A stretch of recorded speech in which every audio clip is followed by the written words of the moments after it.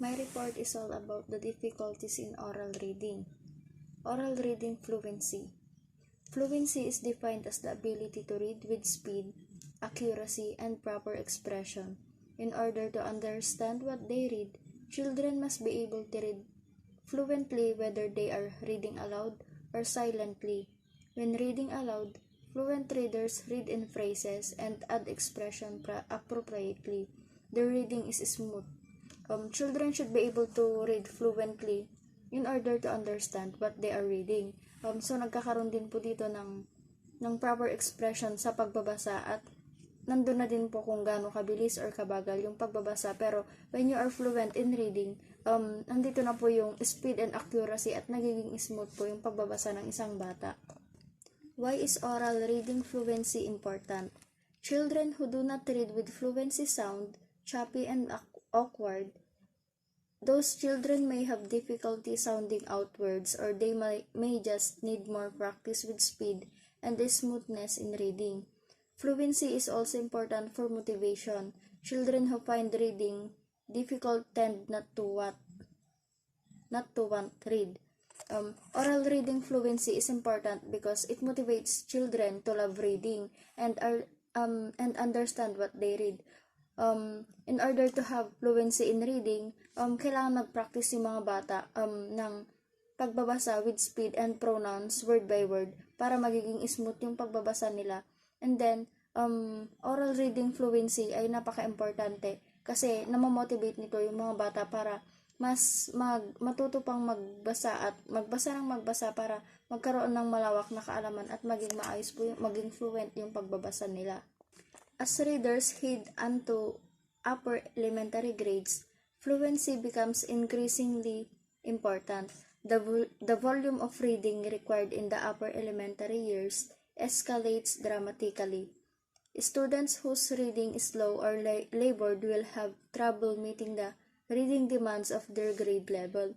So, as children head into upper grades, yung reading fluency nila nagiging more important kasi nga po nakadepende po ito sa way ng pagbabasa nila, yung volume of reading, pronunciation, speed and accuracy, pati na rin po yung magiging fluent nilang magbasa, mamimit po nila yung reading demands ng kanilang level. Yung iba po kasi are slow reader who has trouble in reading or speed. So let's tackle about the difficulties in oral reading in early childhood in preschool.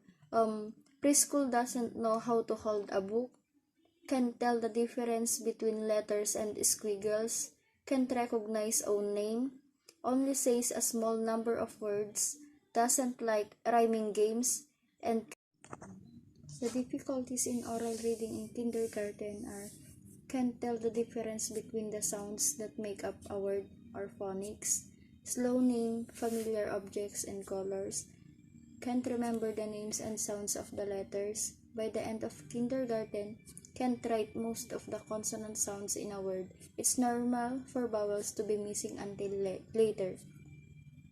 Has trouble pronouncing new words and remembering them. Has trouble blending sounds together to say words. Reading is easier for their classmates, falls way behind their classmates, can figure out unknown words, resist reading aloud. So sa kindergarten nga po, nagkakaroon po ng difficulties in oral reading kasi nagiging hirap po yung mga batang identify yung mga sounds and names of every objects or colors. Tas nakakalimutan din pong isulat ng mga kindergarten yung mga consonant words. So sa kindergarten nga din po nahihirapan pong magsulat yung mga bata ng consonant sounds in a word. So nagkakaroon din po ng trouble ng pag-pronounce ng mga bagong salita at pati na rin po yung pag-remind ng mga bagong salita na na-encounter po nila. So sa second and third grades, starts to withdraw, has some troubling behavior, does not get meaning from reading. So dito po sa second and third grades, difficulties in oral reading po nila ay nakakalimutan po nilang nagkakaroon na po ng trouble in behavior. Tsaka, nawawalan, hindi na po nila alam yung meaning of reading. Kung ano po yung ibig sabihin po ng binabasa nila. Kasi nagkakaroon na po sila ng difficulties in reading. So, let's proceed po dun sa Dyslexia Overview.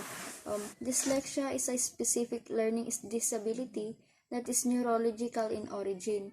It is characterized by difficulties with accurate or fluent word recognition and by poor spelling and decoding. These difficulties typically result from deficit in phonological component of language that is often unexpected in relation to other cognitive abilities and the provision of the effective classroom instruction. So, eto pong dyslexia is specific learning disability kung saan po nagkakaroon po ng difficulties in word recognition or poor spelling po. Nahirapan po sila mag-spell and sumulat po ng spelling ng isang word. Difficulty identifying or generating rhyming words, counting syllables in words. Ito po yung phonological awareness. Next po is difficulty with hearing and manipulating sounds in words. Difficulty with hearing and manipulating sounds in words. Phonemic awareness. Difficulty distinguishing different sounds in words such as B or D, PH or SH. Auditory discrimination. Secondary consequences may include problems in reading comprehension and reduced reading experience that can impede growth of vocabulary and background knowledge. So, yung mga secondary consequence nga po ay yung pagkakaroon po ng problema sa reading comprehension, yung nahihirapan pong mag-comprehend or maintindihan ng mga bata yung kanilang binabasa, kung saan nababawasan po yung hilig nilang magbasa at yung experience ng mga bata para magpatuloy na magbasa, nababawasan po dahil po sa mga difficulties na ito. Reading difficulties. The characteristics of dyslexia. Difficulty in reading single words in isolation, slow, inaccurate, or labored oral reading, difficulty accurately decoding nonsense or unfamiliar words, difficulty learning to spell. Dealing with dyslexia at home. These are the ways to help student dealing with dyslexia. Read aloud to your child every day. Listen to your child read easy books every day. Emphasize your child's strengths. To assist your child with homework, provide a quiet place with material or supplies, books, pencils, pens, dictionary. So, para makatulong natin na i-deal ng mga bata yung dyslexia sa bahay, kailangan natin silang tulungan na magbasa araw-araw. Mag-ready po tayo ng mga easy books para basahin po nila araw-araw at i-emphasize din po natin yung mga kakayahan ng mga anak natin, yung strength nila. And then, assist po natin yung mga bata kung saan i-assist po natin sila sa mga homeworks nila at mag-provide din po tayo ng place or pwesto nila kung saan makakapagbasa po sila ng maayos at makakapag-aral. If necessary, read assignments to your child and check for understanding. Act as your child's secretary, record assignments as your child dictates them to you. Help your child plan break times needed. Keep instructions simple. Give one direction at a time. Ask your child to repeat instruction aloud to check for understanding. Stay in contact with your child teacher. Be aware of accommodations, modifications occurring on the classroom. Seek alternative assignment methods such as computers, tapes, and oral reports rather than written reports for every evaluation. So, another ways to deal dyslexia at home ay kailangan nating magbigay tayo ng direction one at a time. Kumbaga, yung hindi malilito yung mga bata, yung kaya nilang sundin. And kailangan din po nila ng guidance po natin. Yun po yung pinaka-importante para ma-deal po nila yung dyslexia and yung guidance po natin kung paano sila tuturuan na magbasa at paano nila malabanan itong difficulty na to. Here are some ways to encourage kids to read. Give your child quiet time every day to read or write. Limit times kids spend in front of a screen, including TV, computer, and video games, to help ensure that they have time for reading. Read together. Offer to read a book aloud or ask your child to read you from a favorite magazine. Make a habit of sitting together while you each other read your own books, sharing quiet time together. So, ways to encourage kids to read. Magbigay tayo ng oras para sa kanila para makapagbasa, yung bonding na rin po, and then bigyan din po natin ng limit yung gadgets sa mga bata para po magkaroon po sila ng oras sa pagbabasa at hindi po sila maaliw lang po sa internet or video games sa paglalaro. Dapat magkaroon po sila ng allotted time para magbasa. Activities to develop oral reading. Support and encourage your child when he is reading. Realize that he is likely frustrated by reading. Check with your children teachers to find out about your child words decoding, sounding out skills. If your child has difficulty sounding out words of recognizing high-frequency words, you may wish to try phonics or high-frequency words activities instead of those for oral reading fluency. So, there are some activities to develop oral reading. Pero, kailangan lang po natin na supportahan and encourage po natin yung mga anak natin while nagbabasa po sila. Like for example, they are reading, kailangan din po natin encourage sila na magbasa pa at habaan ayusin pa nila yung pagbabasa nila, and then okay din po yung i-motivate po natin sila na kumbaga i-praise po natin sila na gumagaling ka ng magbasa, ganyan, para po lalo silang magkaroon ng love and reading para ma-develop po yung oral reading po nila. But if your child can decode words well, help him or her build fluency, speed, and accuracy by during doing some of these activities. So, here are some activities para ma-develop po yung oral reading and yung fluency, speed, and accuracy ng pagbabasa ng mga bata. First is that echo reading. It allows children to practice proper phrasing and expression while building oral reading fluency.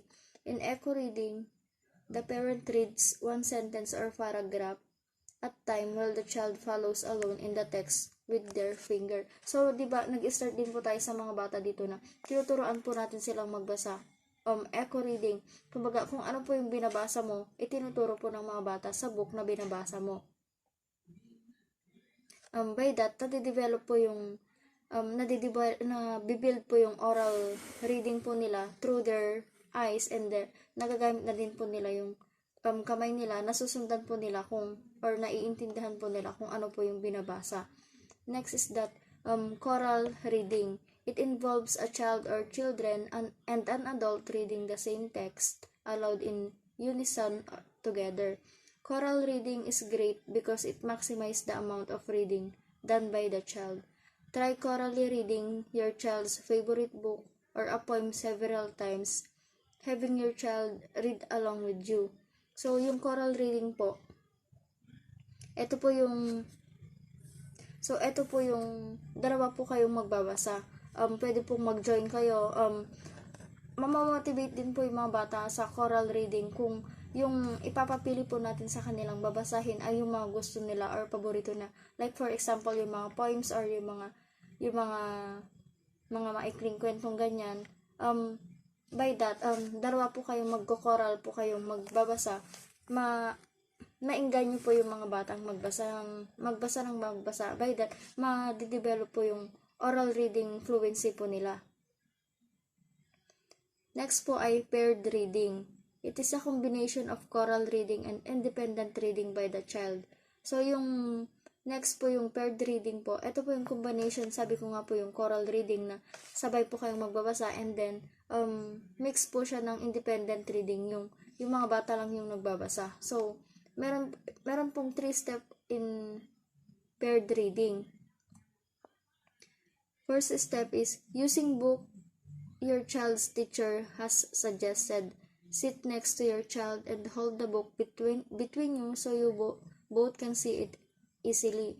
So, yung book po, join kayo, magtatabi po kayong magbabasa and ikaw po yung maghahawak.